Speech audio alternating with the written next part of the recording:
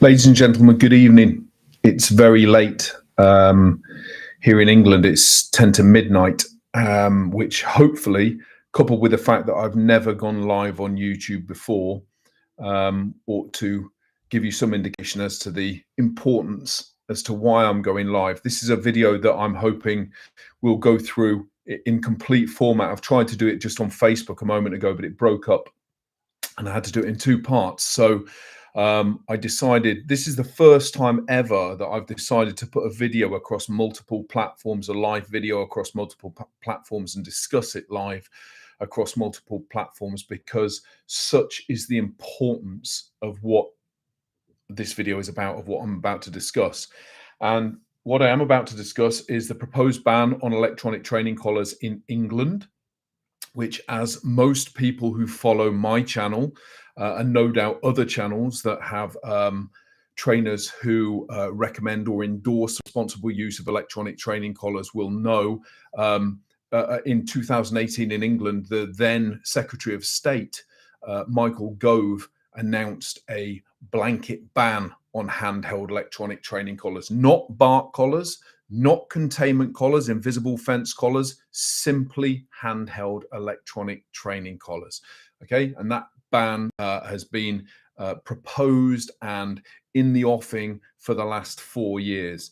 Now, today, an article was printed in the Telegraph newspaper in the UK. Now, for those people who are outside of the UK, let me just let you know that the Telegraph newspaper is a prominent media outlet, a very, very well-known, well-respected mainstream news outlet in the UK. And this article appeared there. Let me also tell you that it's my daughter's 18th birthday party today. So there are children everywhere, well, children, young adults everywhere behind me. People might burst into the room, whatever.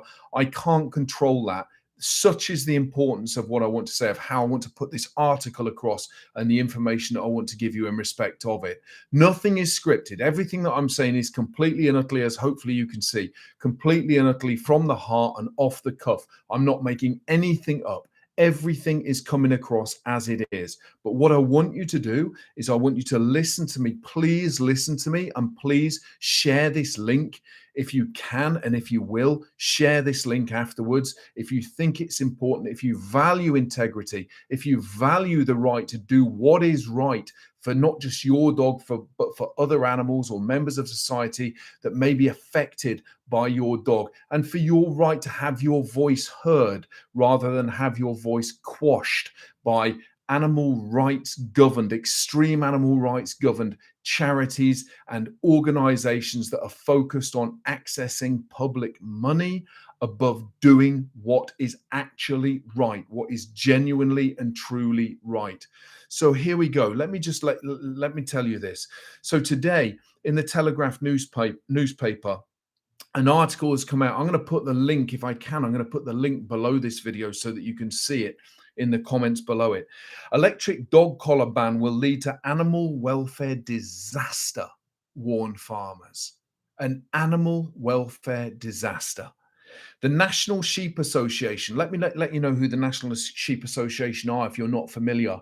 They are the biggest, the principal, the most powerful sheep farming organization, sheep farming union in the UK. Okay, the NFU, the National Farmers Union, is about farmers per se. The National Sheep Association is purely sheep farmers. They are very, very knowledgeable about aspects of sheep farming and about threats to sheep farming. And they are very, very understanding clearly by what is written here as I go into it about how our dogs can and do and will, if they're not trained, represent a threat or pose a potential threat to them, their livelihoods, and their animals. And they are reaching out to work in conjunction with Association of dog owners, with responsible dog owners right the way across the UK. This isn't just UK based. So wherever you may be listening from, this livestock attacks by dogs, or attacks by dogs on protected animals, on conservation species, whatever on other dogs, on cats, on domestic pets, whatever it happens to be, birds, whatever it happens to be, this is a global problem, and the world is looking for a non-lethal solution, a non-lethal resolution to the problem of domestically owned predators fulfilling their predatory desires, their predatory instinct towards animals, and threatening and taking the lives of those animals. Okay, it is a global issue, but here we're focusing on England. We're focusing on the. Please don't think it doesn't apply to you, because goodness gracious, it does. It does. Okay. The National Sheep Association says the ban on the training devices due to come into effect this year is utterly irresponsible. Utterly irresponsible from the largest sheep farming union in the country. Utterly irresponsible to bring in a blanket ban. So the report is by Hayley Dixon of the Telegraph, and it came in at 8:45 this evening on the 3rd of September 2022, in case you're watching this afterwards. Banning electronic collars is naive nonsense that will lead to an unmitigated animal welfare disaster. Please let these words resonate. Repeat them to yourself. An animal welfare disaster, an unmitigated animal welfare disaster. Naive nonsense. Naive because the people making the decisions and the people who have been informing the people making the decisions are, in this report, naive. I'm going to go one step further than that, and I'm going to say that the people who are receiving the information are naive. The people giving the information are willfully ignorant, are determined in their pursuit to pass on and to encourage the receptivity of bad information, of false information, of pseudoscience, of cherry-picked science, of misrepresentation of fact. That is the truth. I give you my word, that is the truth. From meetings I've had, from conversations that I've had, that I've been privy to, the fact of the matter is, false information is being presented to decision makers who have a period of time to make that decision and base the pros and cons on the possible positive outcomes for their political aspirations on what decisions they make. That is what we're looking at. It isn't about the actual welfare of animals. What this article in the Telegraph on the 3rd of September 2022, today in the UK, is talking about. This is animal welfare. Let's have a look. It will lead to an unmitigated animal welfare disaster, a farmers' union has warned the government. More than 200 sheep farmers from across England, so England alone, over 200 sheep farmers say that they are experiencing an increasing number of distressing and harrowing dog attacks, and the ban on the devices due to come into effect this year is utterly irresponsible. Not a little bit misconceived, not short of the mark, not a bad idea, but utterly irresponsible. That is absolutely powerful, really powerful. These are the people who our dogs, or uncontrolled, untrained dogs, affect, and yet they are still saying that the tools that we may be able to use, that are available to us currently, to ban those tools would be utterly irresponsible. This is incredibly powerful. In a letter to Boris and Carrie Johnson, as you will know, Boris is the present but the outgoing Prime Minister of England, and his wife, Carrie Johnson, who is an avid animal rights activist supporter, who both campaigned in favour, no surprises there, of a ban on e-collars when it was first announced in 2018. They warn, as in the sheep farmers warn, that the plans are misguided in the extreme. We're not talking about sort of like chicken soup sentences here. We're not talking about mild, explanations or definitions. We're talking about utterly irresponsible, misguided in the extreme, an animal welfare disaster. These are powerful, punchy words. These people know what they're talking about. And it's really, really important that the nation and that the world and that the human listen. I'll carry on. The letter, led by the National Sheep Association, who I've talked about, warns that in Wales, where a ban is already in place, there has been an increase in both attacks on sheep and the numbers of dogs shot by farmers. Let me just give you some perspective on that if you haven't seen any of my previous videos. So a National Police Chief Council report into livestock worrying by dogs was conducted over a 4-year period.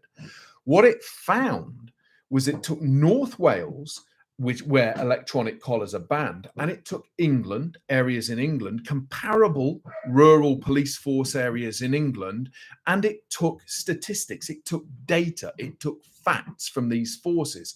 And what it found was that in North Wales alone, where electronic training collars are banned and have been banned for the last 12 years, over 30% more dogs were shot than in all 4 comparable English rural police force areas combined. Not only were the attacks higher in North Wales on sheep, but the number of dogs shot was higher than all 4 English forces combined. That is incredibly powerful data, and data is what matters. Phil Stocker, the chief executive of the National Sheep Association, said, "Attacks on sheep by dogs are getting progressively worse, and farmers are fed up with the trauma of finding dead and injured sheep, and in some cases, telling people that they have had to shoot their dogs. They've had to. They've had to because the dogs made the decision to go and chase, attack, and kill their animals. It isn't that they stand in there willy-nilly wanting to. They have had to tell the owners that they have had to kill their dogs." Let's put that into the frame that it deserves. We're not talking about transient harm. We're not talking about moments of discomfort. We are talking about terminal. We are talking about killing the animal. And that isn't a straightforward death. That's being shot. There is no guarantee whatsoever that that death is humane, that that death is slow, that that death is peaceful. Do you know what I mean? The fact of the matter is, one owner of one animal must do everything that they possibly can in a given context to protect them. If that involves stopping the predator, your dog, my dog, our dogs, in their tracks from attacking that animal, then they will do so. And they are legally empowered to do so, and they are right to do so.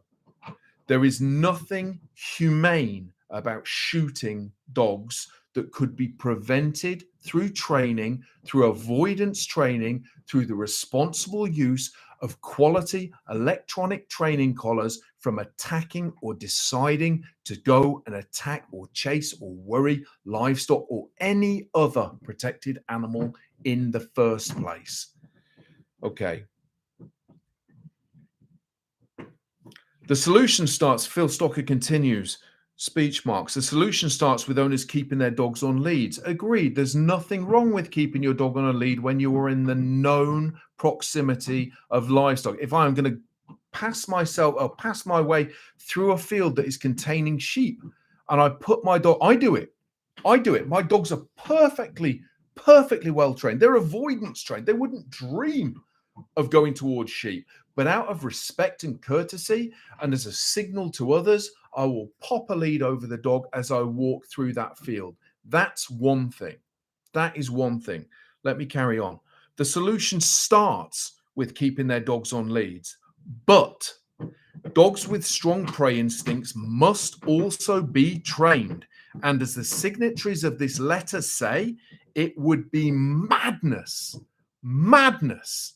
We're not talking about silliness, foolishness, madness to ban an effective and proven way of training them to be wary of sheep.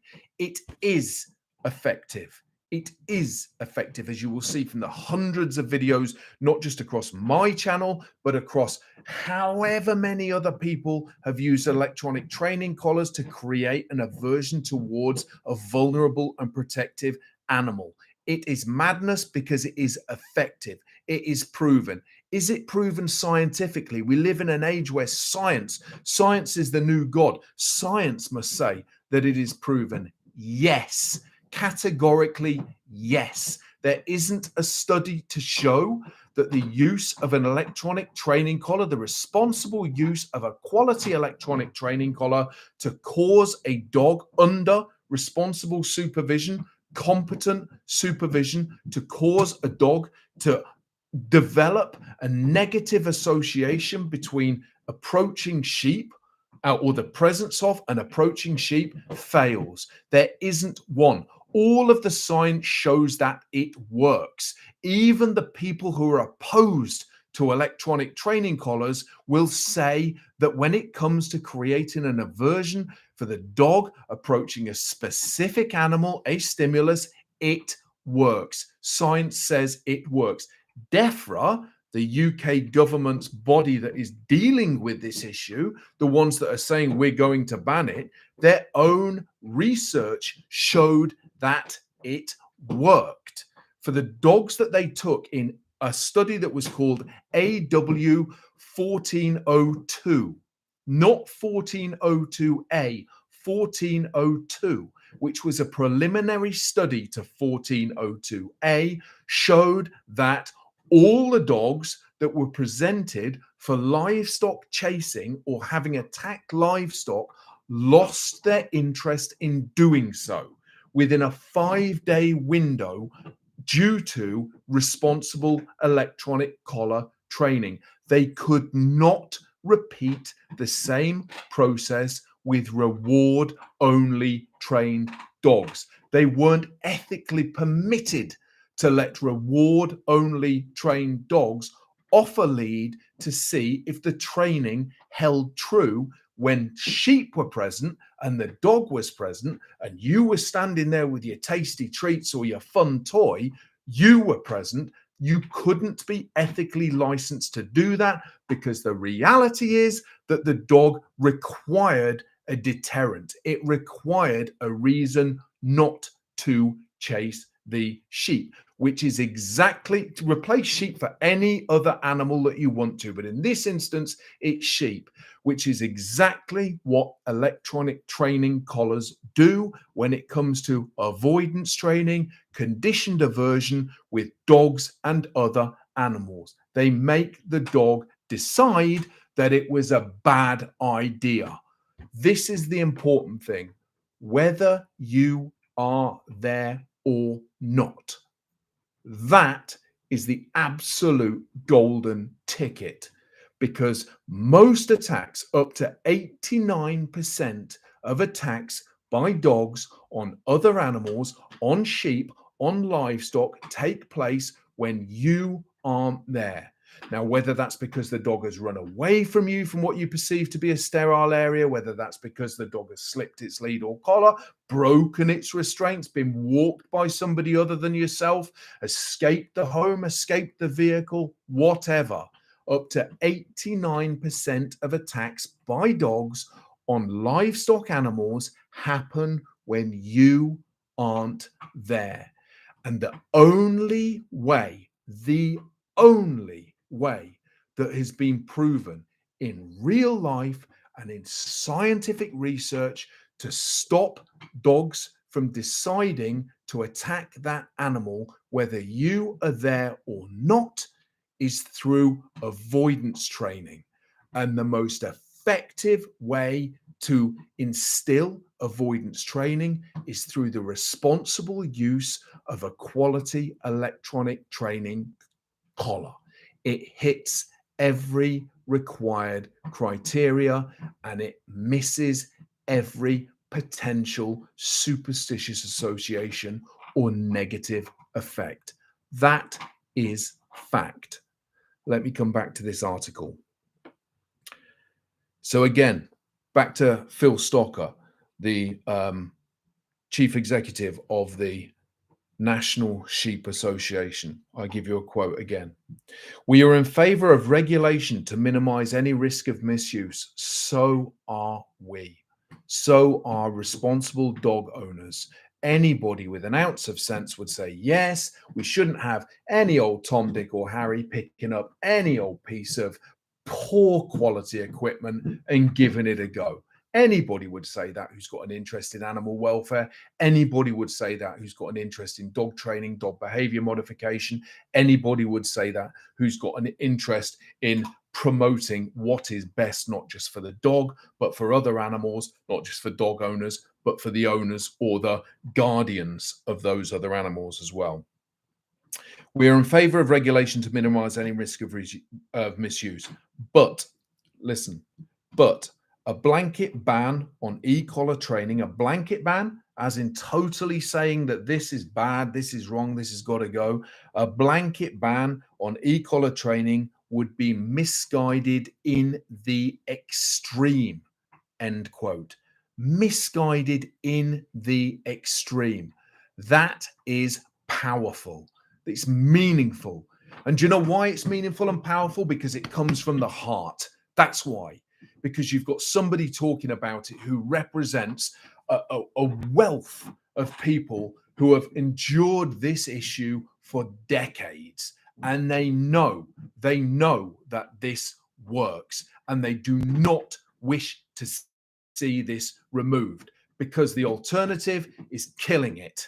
The alternative is killing the dog or restraining it for its entire life, because there's not a single chance in hell that you can ever say that you know when or where any livestock animal or any protected vulnerable animal is likely to appear in any rural location, or even where urban conurbations adjut rural locations. You know, where new housing estates suddenly find themselves springing up in rural locations. You don't know. You can't say. There are so many things that can go wrong. As I said on a Facebook video earlier on, I've just worked with somebody this week whose double lead snapped on their dog that then ran 800 meters to chase and attack livestock. I had a telephone call, from somebody up in Scotland whose dog had never chased livestock or any animal in 2 years. They were religiously meticulous about their training, about their recall training, and the dog was on point. And they never walked the dog where they thought there might be livestock. And their friend walked the dog on their behalf, and there were no livestock present. So the dog slipped out of its lead and collar. It escaped its lead and collar. How far did it go before it was in a field containing livestock? 2 miles. 2 miles, because it's a dog, not a human being. And a dog's ability to perceive a prey animal is far, far more powerful than what we rely on in order to do so. What happened to the dog when it got to the field 2 miles ago? It was shot dead. It was killed. This perfect dog, this dog with beautiful recall, this dog that had never attacked anything before, by sheer misfortune of being walked by somebody and slipping his lead. He escaped his lead and he ended up shot dead. Not a nice, quiet, peaceful, shot dead. Nothing humane in it. But the farmer was right to do so, because the farmer was protecting their own animals. And the life of one isn't more valuable than the life of another or the life of multiple others. But to avoid that situation altogether as the National Sheep Association are saying, a blanket ban on e-collar training would be misguided in the extreme. For goodness sake, how much information do governments need, do decision makers need? These welfare charities, these welfare groups, these training organizations who stand with their chest puffed and their head back, proud of your ideological standing, whereby we will not condone anything that the dog finds negative. Damn you, because the dogs die as a result of your ideological preferences, your willful ignorance. I won't even call it naivety, because naive is not to know, yet we've got a wealth of information at our fingertips. Everybody knows. You simply choose to ignore it. Damn you, you kill animals. Last night, officials at DEFRA insisted that the ban was being put in place to protect dogs from abuse. Let me just put this into context for you. In the UK, there hasn't been a single investigation/prosecution for abuse of a dog through the misuse, intentional or otherwise, of a handheld electronic training collar ever. There are hundreds of thousands of animal abuse cases investigated and reported every single year. For the last 30 to 40 years, there has never, not one, not ever been a report or a prosecution for abuse caused to a dog by a person, intentionally or otherwise, by the misuse or use of an electronic training collar, of a handheld electronic training collar. It is a false fear. It is a hypothetical scare. And the reason that it is a hypothetical scare is because the people, the organizations, the associations, the charities that want to create this scare want your money. They run dog training programs based on treats for everything. They want you to think that they are good people, that they are nice people. Who wouldn't do that if that were the solution to everything, if that were the route to resolving everything? But sadly, it isn't. Life isn't like that.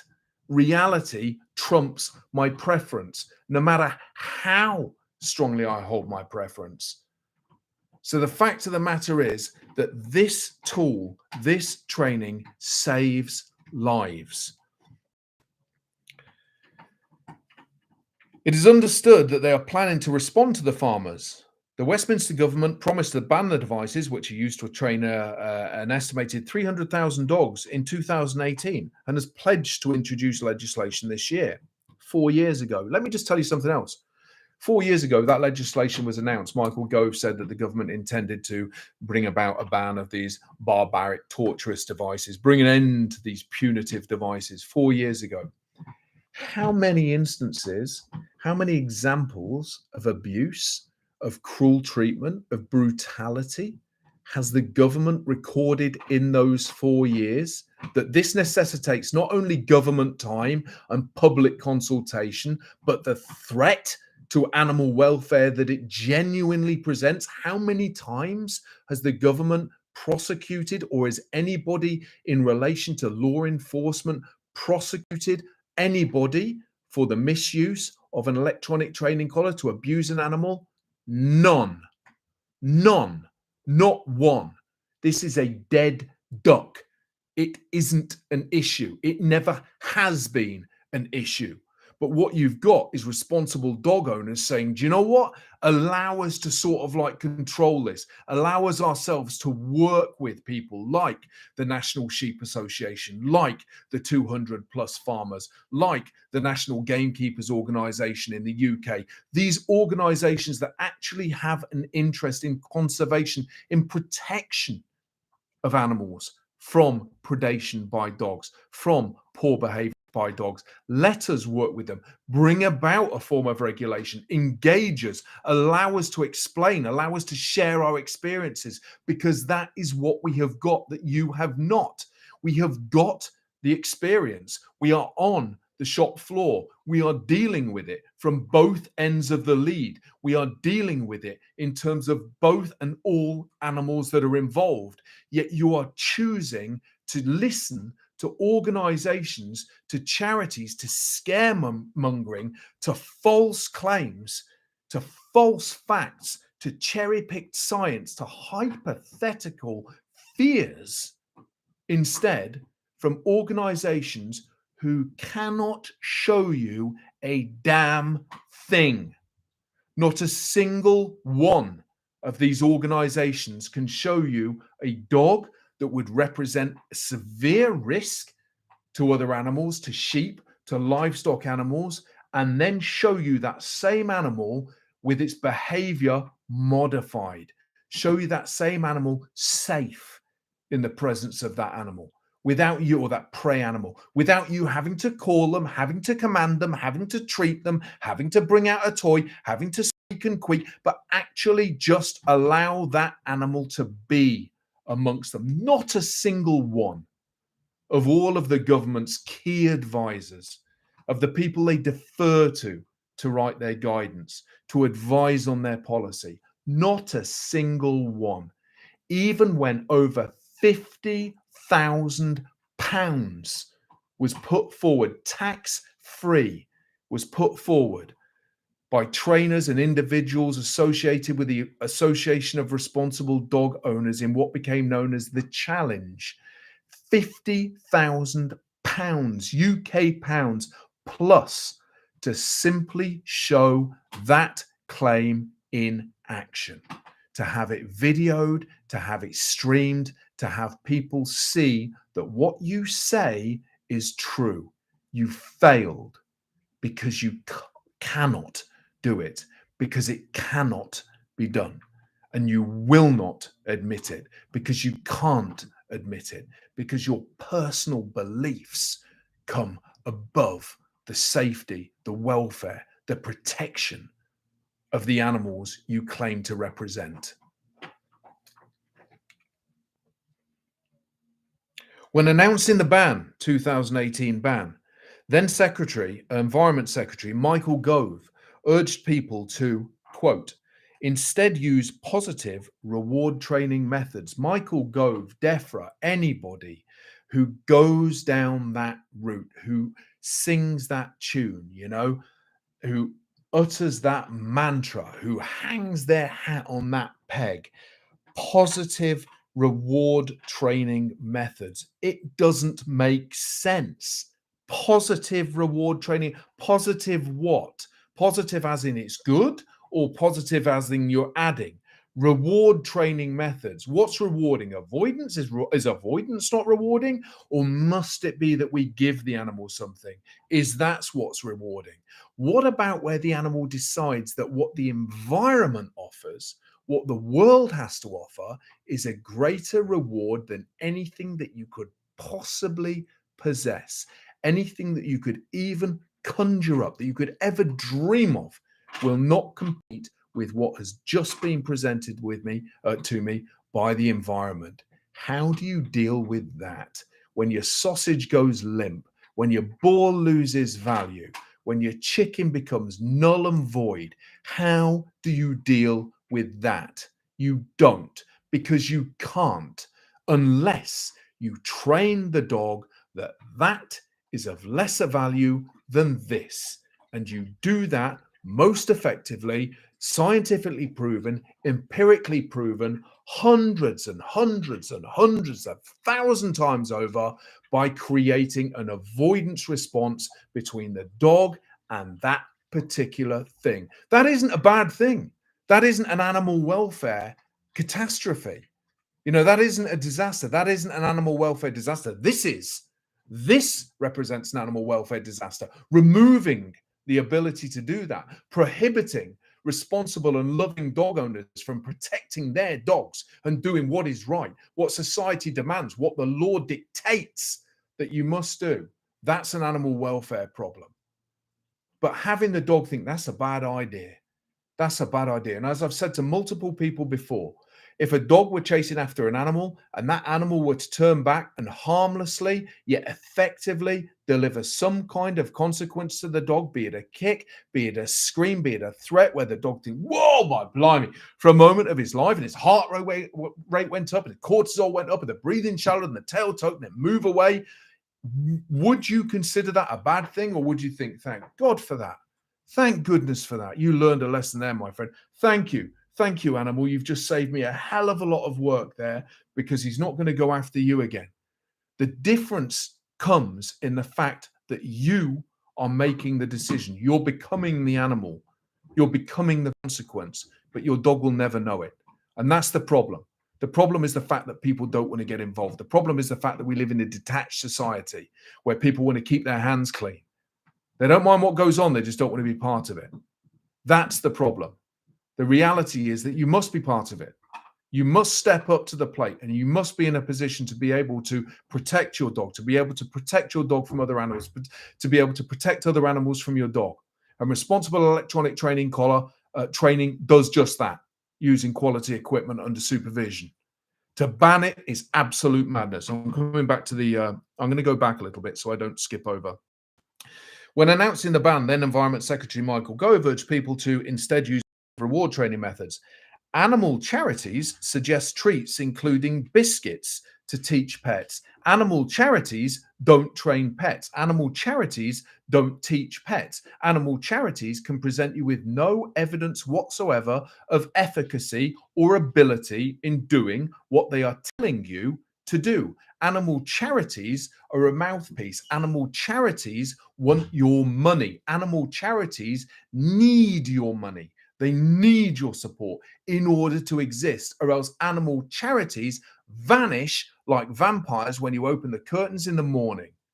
They are absolutely ridiculous. It isn't the people that you should be asking. They don't do anything. They house dogs and home dogs. They house dogs and home dogs, or kill them. If they're problematic, they kill them. They won't look outside of their agenda. They won't look outside of their ideology to protect the dogs, because it's problematic. We've got too many numbers coming through. We haven't got the time. We haven't got the knowledge. We haven't got the inclination. The staff might have, but the animal charities themselves don't have. For them, it's a numbers game, and killing dogs is easier than investing time in trying to train dogs. So why are you seeking the advice of people who seek that approach to training and controlling and helping animals over the advice of those people who are actually doing it, who actually can provide you with the evidence again and again and again and again? They can provide you with the testimonials. They can let you go and see the dogs that you claim to have been abused and mistreated, maltreated, these fearful brutes that are in a state of, shut down, that are in a state of learned helplessness, as so many people will say, but you won't actually go and see them. Why? Because you don't want the reality. You want the fairy tale. You want the lie. Why? Because the public will buy a lie. And when the public buy a lie, you enhance, improve, advance your political aspirations. That's what it comes down to, people. The charities want your money. They want your support, because without it, they are nothing. And the politicians want your vote. So for the two to work together to tell you that they're doing something that's for the benefit of the animals that they kill in their thousands, because they won't train them and they won't look outside of their own ideology, that is easier for them than admitting the truth.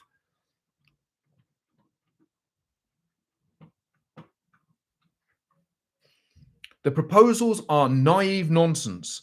The letter from the farmers, headed by the National Sheep Association, warns that the view that these attacks can be stopped instead by training a dog with biscuits is naive nonsense. So not only have you got the responsible dog owners, not only have you got the people on the ground, you've also got the farmers, you've also got the people who deal with the aftermath of what a dog attack on livestock is, telling you this does not work.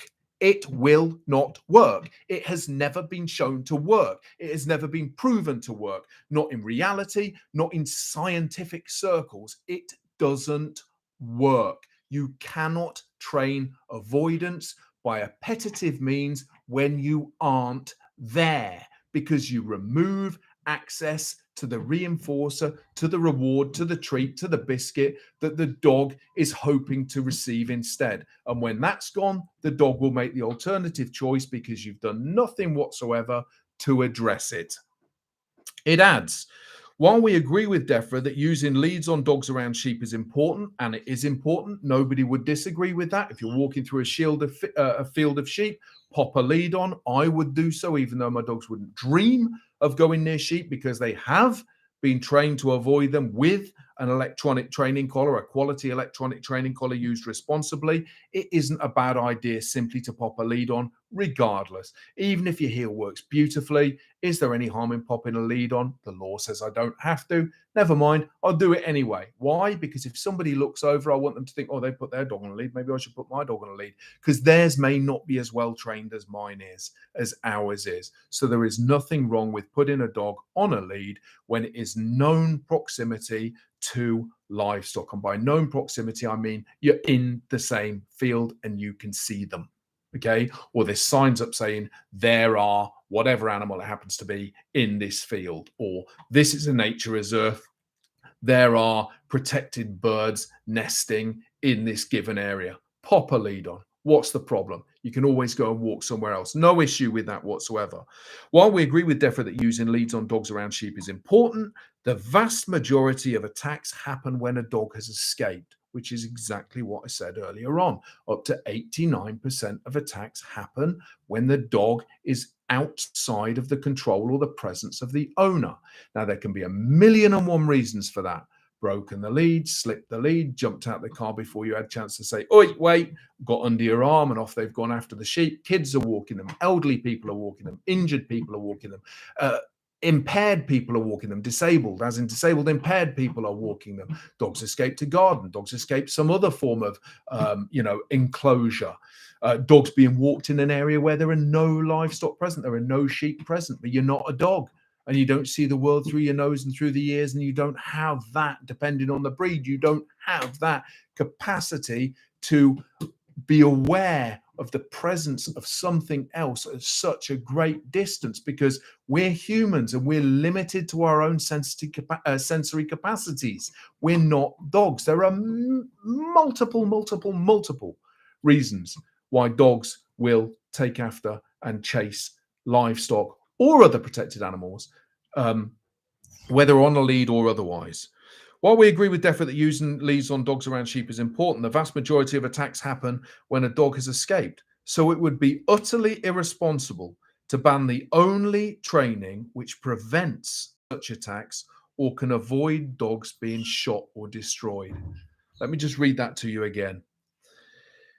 It would be utterly irresponsible to ban the only training which prevents such attacks. Training which prevents such attacks. A lead is restraining. Restraining isn't training. They're two completely different things.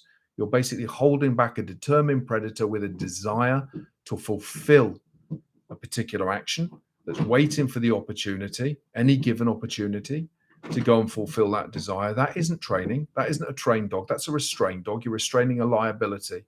The two are very, very different. The only training which prevents such attacks.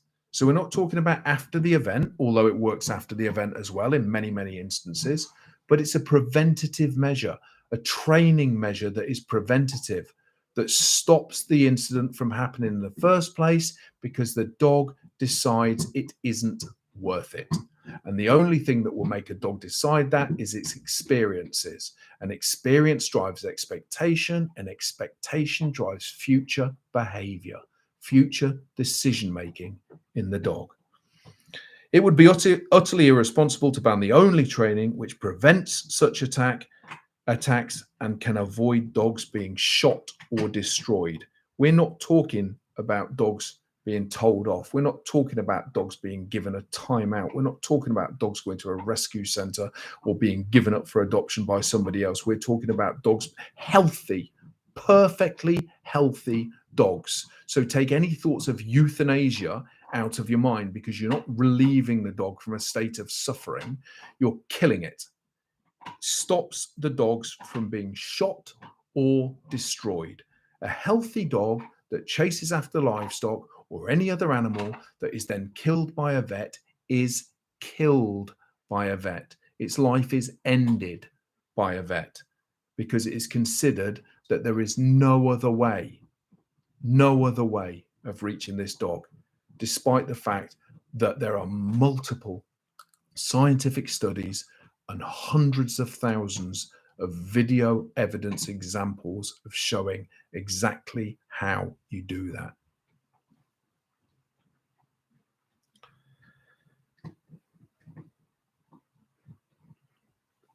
Farmers in Wales, electronic collars, for anybody who doesn't know, farmers in Wales were, electronic collars in Wales were banned in 2010. Farmers in Wales, including BBC star Gareth Wyn-Jones, wrote to the Welsh Parliament in June, calling on ministers to reverse their decade-long ban on the collars, which deliver a small electric shock. One of the things that those farmers were saying, quite rightly, is that they don't understand the difference between the fact of you, or the ability to use stock fencing, livestock fencing, electric fencing on their animals, and somebody else to be able, a dog owner, a responsible dog owner, to be able to access the ability to use a minor, by comparison, electronic impulse to control their animal, to change the behavior of their animal. And this is where we go down the route of speciesism, where we're saying, well, one animal is of more value than the other animal. But at the same time, we're talking about sentience in animals, and an animal's ability to feel, an animal's ability to be subjective to inner emotional experiences. All animals, certainly animals of higher cognitive capacity, higher functioning, certainly mammals, are able to feel. All animals are sentient. So we find ourselves in this position, as the Welsh farmers pointed out, whereby there's one of two things. Either you're saying, well, we don't care about livestock animals, they can be subjected to this barbaric, to this cruel, to this torturous, to this abusive stimulus because it's easier. Or we're saying these animals can be protected by this stimulus because we know that it keeps them in a certain area. We know that it keeps them from harm, but we're not going to extend that same protection to you as dog owners. We're going to remove it. We're not going to allow you to take care of your animals. It's one or the other. It can't be anything but. And this is what was picked up on by the Welsh farmers as well when they were going forward to the Welsh government saying, reverse the ban. Exactly the same thing. We're seeing blood on the hills. It's the red, red grass of home, to take Tom Jones' song. Problems. There's a massive problem here and it needs to be resolved. And the ban on electronic in Wales, a knee-jerk decision to ban electronic training collars, bad idea. You've got the people on the ground telling you, you've got the dog owners telling you, you've got the livestock owners telling you, and you will not listen.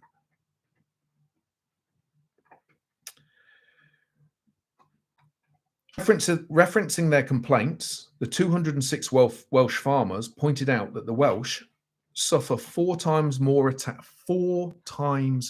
attacks and have had to shoot many more dogs than their counterparts elsewhere in the UK.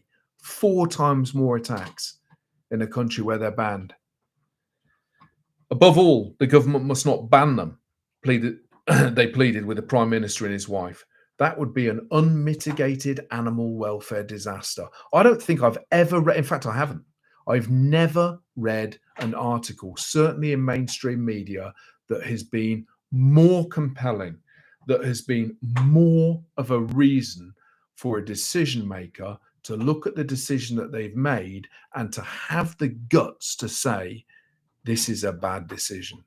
What we thought in practice or in principle would be a good idea, in practice has very, very negative implications. And we're being warned ahead of time. We're being warned. We can put the brakes on this, We can turn around and say, okay, we're going to regulate instead. We're going to look at something else instead. We're going to allow exemptions instead. We're not going to blanket ban. We're being warned. We're seeing the signs. You've got a crystal ball in Wales, 12 years worth of experience where an electronic training collar for protecting dogs has been banned, and you have livestock farmers pleading with you to reverse it. How much do you need? The English government will say, oh, it's a devolved government. It's a devolved responsibility. Wales take care of themselves. We're England. You've got over 200 English sheep farmers and the biggest national union for sheep farmers in the UK telling you exactly the same. DEFRA, why are you insistent on pursuing this flawed and welfare disaster of a policy? Why? Whose pockets are you sitting in? Who's pulling your strings? If you are genuinely concerned about improving animal welfare, about protecting animal lives and enhancing animal experience, you cannot possibly go against all of this forewarning, all of this evidence that is being thrown before you, and proceed with an ignorant, ill thought out sledgehammer for a non-existent nut of a blanket ban on electronic training collars. A DEFRA spokesman, here we go, said the government's proposed ban on handheld electronic shock collars will protect dogs from these harmful devices, which can all too easily be open to abuse. I go back again to say there hasn't been a single prosecution for the misuse or the abuse of a dog through handheld electronic training collars ever. Yet you wish to push through legislation because it will protect dogs from these harmful devices, which can all too easily be open to abuse. Can be open to abuse. DEFRA, can you point to a single thing in life that cannot be all too easily open to abuse? Anything. Water, food, sticks, vehicles, other people, parenting, anything can be open to abuse. What you're missing here is has been shown to be open to abuse, because it hasn't. Because this is a non-issue. It is a hypothetical scaremongering campaign for other organizations, financial, your political, and their public ladder climbing, their public appeasing, promotional objectives. There is no animal welfare issue here, nor has there ever been. Nor has there ever been.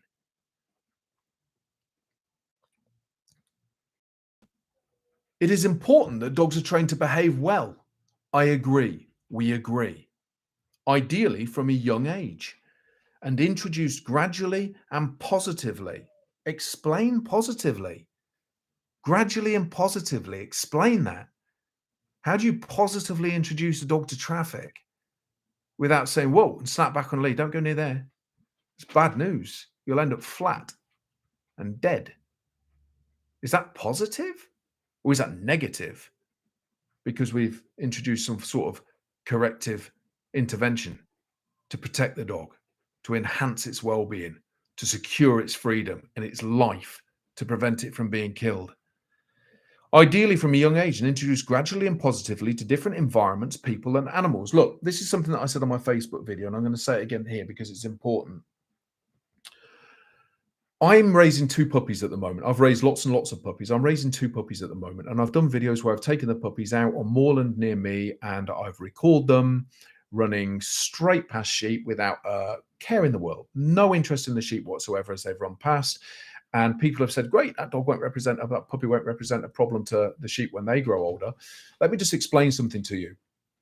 What a puppy perceives to be appetitive, enjoyable, exciting, something worth chasing, in comparison to what a juvenile dog, adult dog, sees as being appetitive, exciting. And the reason for that is because when a puppy is a puppy, as far as nature is concerned, nature doesn't know that puppy's been taken over by man and lives in a domestic environment. As far as they're concerned, we created, the wolf, and then okay, so we split off Canis lupus familiaris, and we began with the domestic dog, but at the end of the day, it's still the same nuts and bolts, really, and it will be taken care of throughout these formative months. And then as it develops, we need to let it know that it now needs to start taking interest in things that it would sooner chase, things that it would sooner attack, things that its play during its puppy development has been gearing it towards, been rehearsing it towards, when it's chasing boars, when it's chasing after butterflies, when it's chasing leaves moving in the garden, when it's chasing after your pet cat harmlessly. All of this is rehearsal for what's to come. And what's to come is that nature's going to say to you, okay, sweetheart, it's time to leave the den.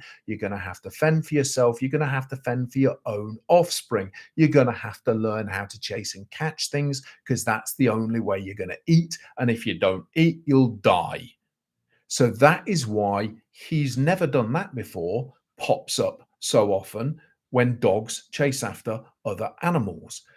Presenting dogs with livestock, with sheep, with whatever animal it happens to be that they may, certainly sheep, because that is a principal predatory target for dogs when they are pups, in no way whatsoever guarantees that the dog will not chase them when it is older. And anybody with an ounce of experience and understanding knows that.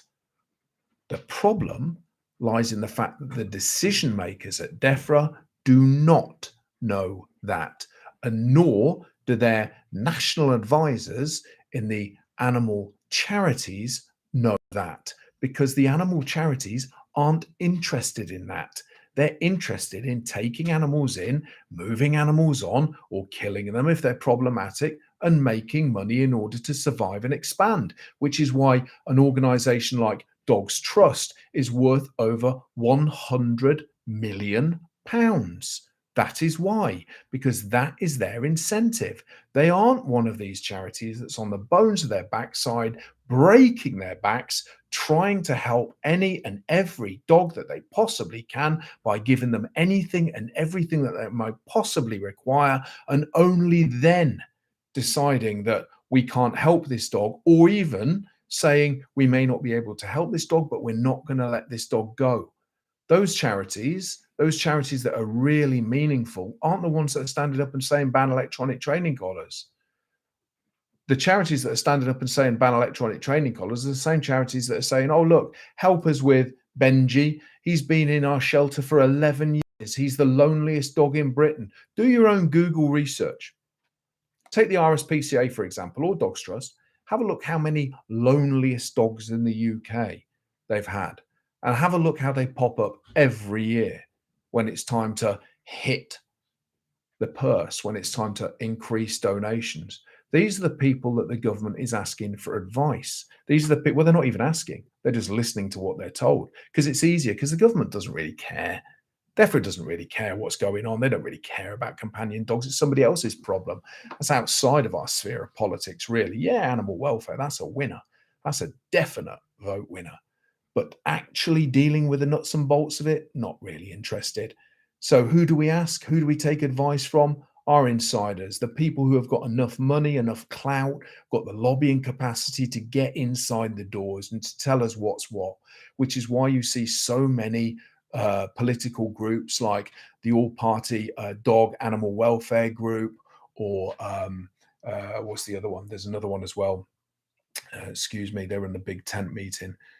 Companion animal, something like the feline group, some of the dog and feline groups, something like that. They're all the same people. They're all the same groups, with the same, nudging up to the same MPs to try and get their agendas pushed through.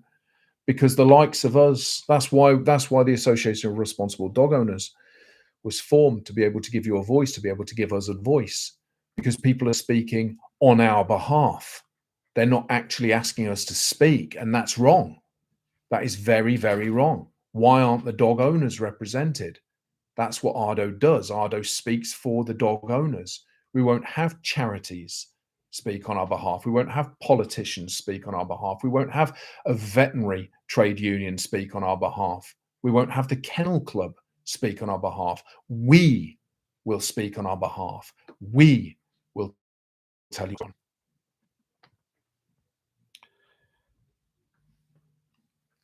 It is important from DEFRA, it is important that dogs are trained to behave well, ideally from a young age, and introduced gradually and positively to different environments, people, and animals.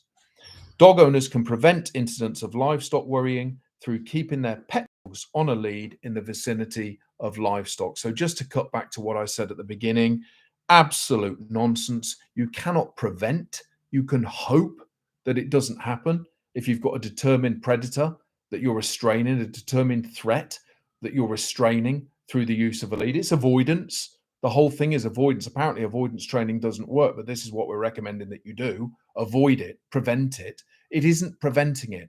The statistics show that it isn't preventing it. The attacks are rising. There are 15,000 a year, and that's simply reported attacks. You can probably quadruple that, if not more. That would be conservative, say on how many attacks there really are, because there is no incentive whatsoever for somebody in the middle of nowhere whose dog has chased after and worried or attacked livestock to put their hands up and go and report it to the police, to the RSPCA, or to any other body, the National Farmers Union, any sort of insurance group. There is no incentive. And what we are saying is that we need to change that. Ardo is saying that we need to change that. We would like to work with organizations like the National Sheep Association. We would like to work with the 200 plus farmers in England. We would like to work with the 100 plus farmers in Wales by saying, look, let us, if a dog happens to chase or attack your animals, let us increase the probability of people reporting that attack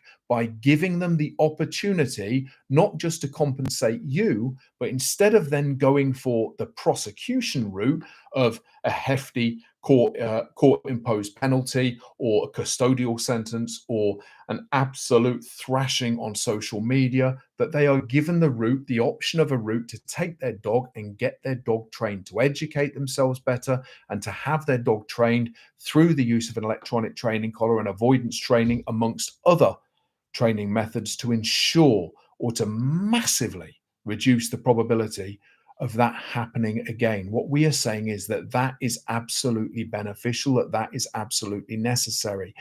And we cannot, excuse me, my throat's going dry, understand for the life of us why anybody with animal welfare at heart, or anybody with any kind of logical mind who would like to see people know better and do better and train their dogs to be better, we cannot understand how anybody would oppose that, let alone a government that is in the midst of destroying, heavily attacking the rural sector at the moment anyway. Why are you bringing down this additional club on top of them? Why? It is completely unnecessary. It is unproven, unsubstantiated. There is only one thing that the government needs to do, and that is listen. Listen to the National Sheep Association. Listen to the farmers. Listen to responsible dog owners, and take the advice of the people who are actually out there doing it all the time, dealing with it, resolving it, addressing it, preventing it proactively, effectively, and efficiently. Thank you very much if you've listened into this live. I'm sorry that it's gone on for as long as it has, but it's so important. I will put the link to the article in the Telegraph that went out today at 8:45, I believe, on the 3rd of September 2022. Please, if you're on any other platform on social media, share that article, share this video. It is so important. If you're in a country where the government is looking or is under pressure from animal rights extremists or ignorance in order to follow a similar path that has been laid before the UK government, the English government, please share this video with them, and we will help you as much as we possibly can. And I genuinely hope that you can hear from my tone and that you can take from the fact that this has been talking for over an hour now without any script whatsoever, that this is real, absolutely real. I'm talking from a place of utmost integrity and utmost respect for the protection and the control and the responsible ownership of dogs, not just in England and the UK, but throughout the world, and the protection of other animals or people from any threat that those dogs unnecessarily represent. Thank you very much. Thank you.